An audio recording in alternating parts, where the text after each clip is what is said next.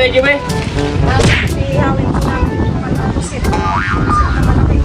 Lumit na yung pusit.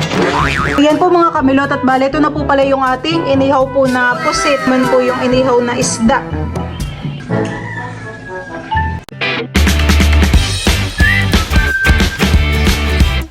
What's up mga kamilot? Welcome back sa aking channel. Sa birthday's vlog po ay kami po ngayon ay papunta po sa Dinahican Fish Port. Kami po ay titingin po dito ng mabibili po na isda. Marami po ngayong mga bangka. Parang hindi po sila nakalaot. Dito po pati banda ay wala pong nagtitinda ay kapag po may mga lumalaot na bangka ay marami po diyang tindang isda. Meron din po dito na tanig. Kasi maraming kahoy guys na magamit at maraming kawayan guys na pwede natin. May maliliit po dito na kasi. Kuya, magkano po ang kilo dito? 20 daw po pala ang kilo dito. Ang hinahanap po namin nila Papa ay pakoy. Tapos meron po ditong tuna, lalaki. Ayan po si Teo.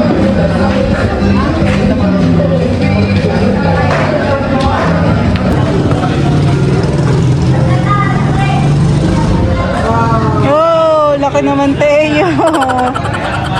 Wow, laki. Marami po ngayong mga tuna po dito sa Dinahican Fish Port. Pwede pa po sa isang banyera. Si Papa at saka po si Teo ay nagpunta naman po sila dito Tumitingin pa rin po ng isda. Okay, may mga pusit.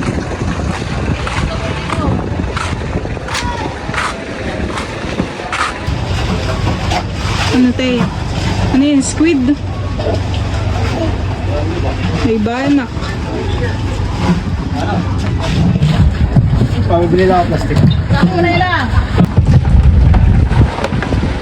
Saan mo na ilang? Ay,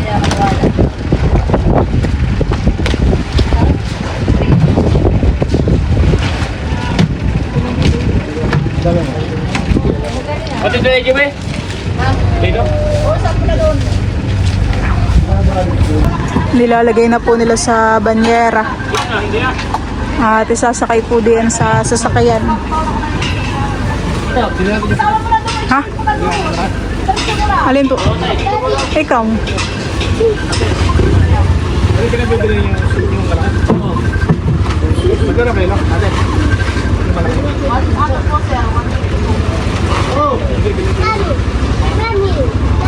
Bibili na daw po ni Papa yung malaking pusit.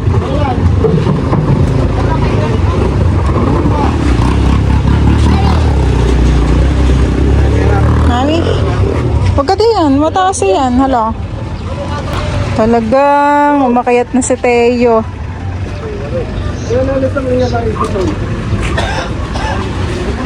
May bari yata mama. Ay, may barya naman po yata sa.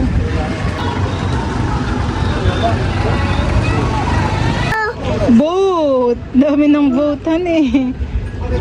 Boat! Magsiswimming ka? Boat! Bibili na daw po ni Papa yung pusit. Tawag po kalabalay bulog. Ay, yung ganyan. Magkano daw? 250 na lang daw po yun. Magkano daw kilo na kasi?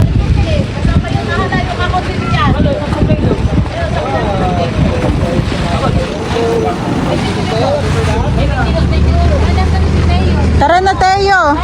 Ako po ay bibili po ng isdang kalimag. Similot pala ito.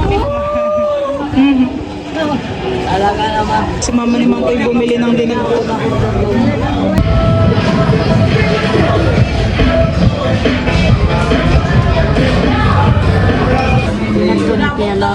Oo, nakay masarap. Sarap po na yun sa kape.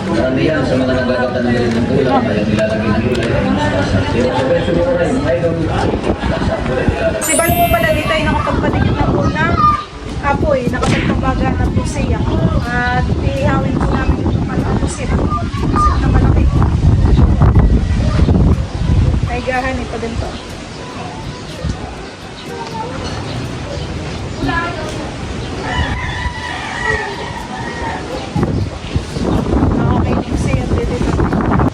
Tayo rin po dito, meron pong mga talong.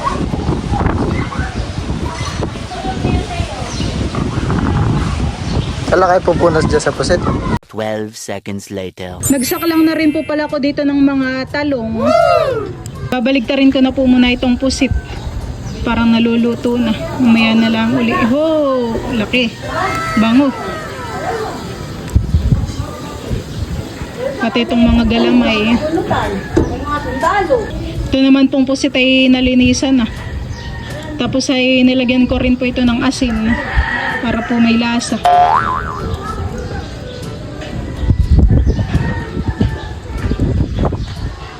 Sinatayo po ngayon ay nandito po kala Tia Siling. Mga naglalaro po dito yung mga bata. Mga nagduduyan.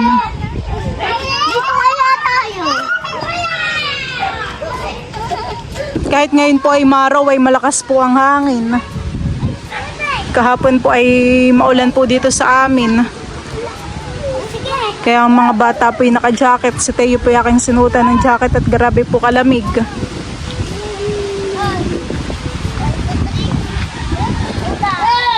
Akiyat ka na tayo diyan sa puno.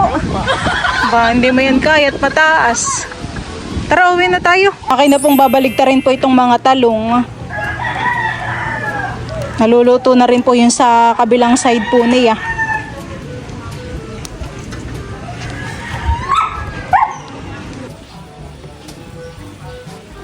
Mukhang uulan na naman po.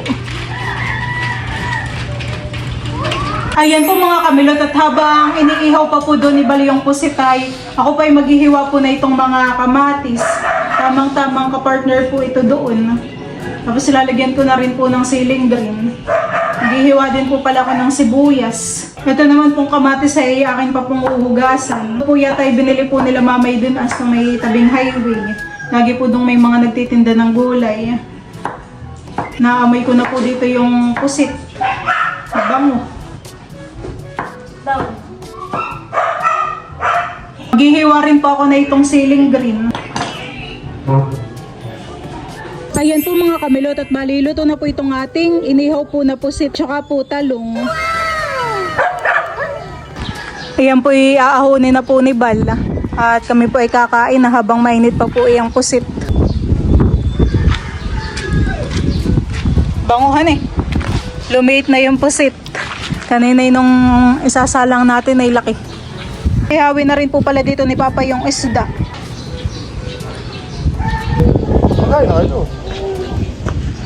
Ayan po at aahonin na po ng Papa yung maliliit po na galunggong. Inihaw.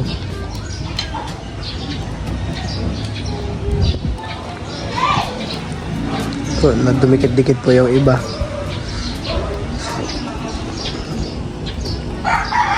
Parang maging style tuyo po. Ito po ginas na kaya na yun.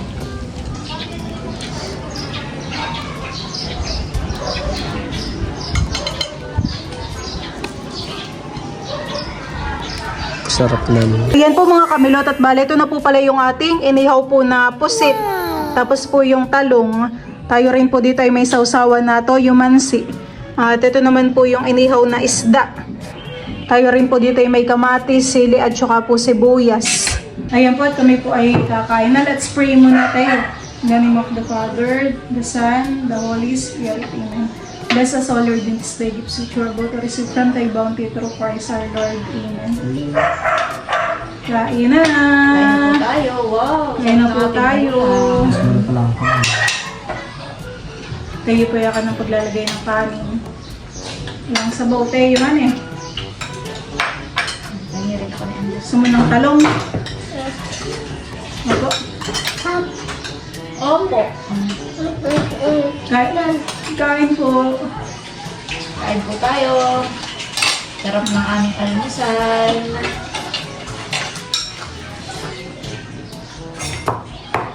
Ang gusto mo nito? Tomato. Ano na? Tomato. May inihaw na isda. Gusto yung po yung mamaya ko na lang pakainin.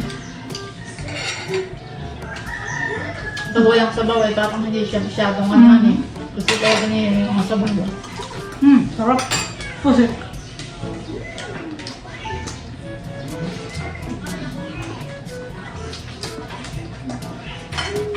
Sarap po ang inihaw na talong.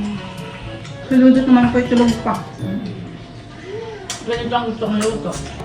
Pag hindi inihaw ay yung pinakuluan lang. Ayaw mo po na mamantikahan. Masarap naman yung torta, prito. Kaya lang ay mantika.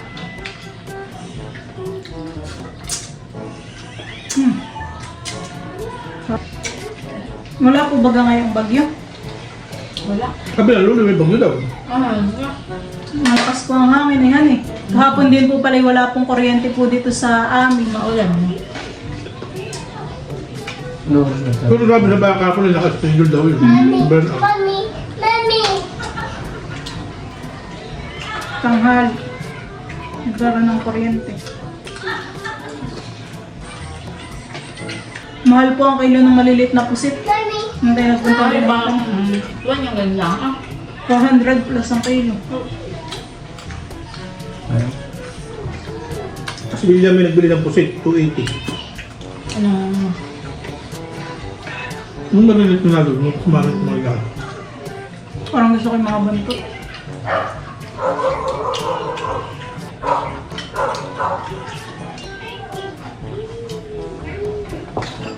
Pusit. Ba't di nasisira eh? Sarap.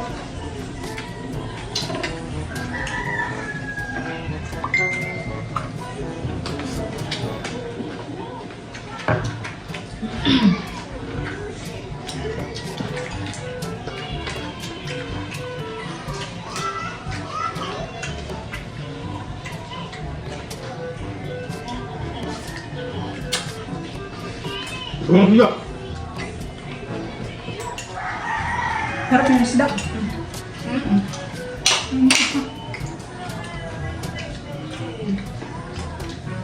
Nalabas sa isda.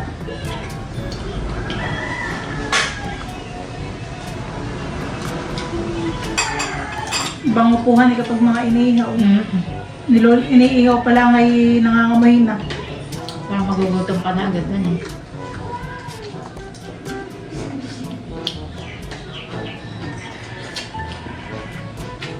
Wala ang vlog na mga kain mo. Doon may kain nandun. Kailan?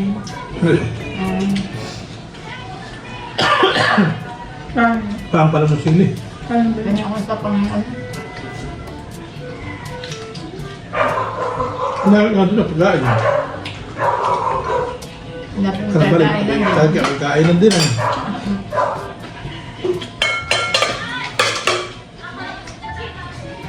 Sarap nga ng isda.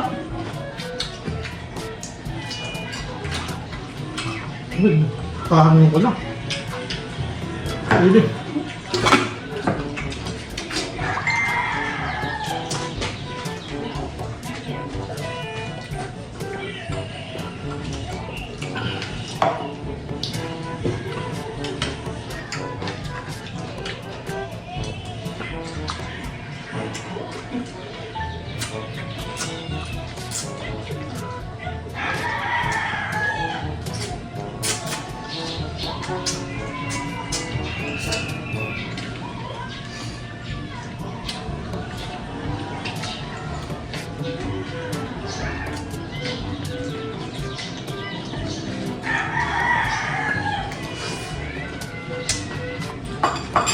Sarap yung pusit ka na, malambot.